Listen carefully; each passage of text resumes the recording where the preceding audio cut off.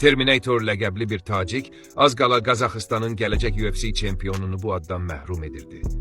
Zərbə o qədər ağır idi ki, Şavkat ilk dəfə mənəvi baxımdan məğlub oldu.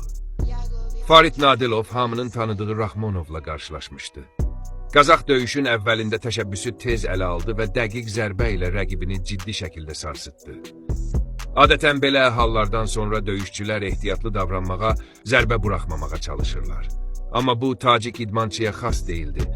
Zərbə texnikasında demək olar ki, təcrübəsi olmamasına baxmayaraq, Bist Şavkata çirkli boksu qəbul etdirdi və bu da öz bəhrəsini verdi. Dəqiq overhand zərbəsi ilə Dilov Şavkatı knockdowna göndərdi. Parterdəki sərt davam zərbələri yalnız bir şeyi deyirdi. Bu döyüşü Qazax udacaq.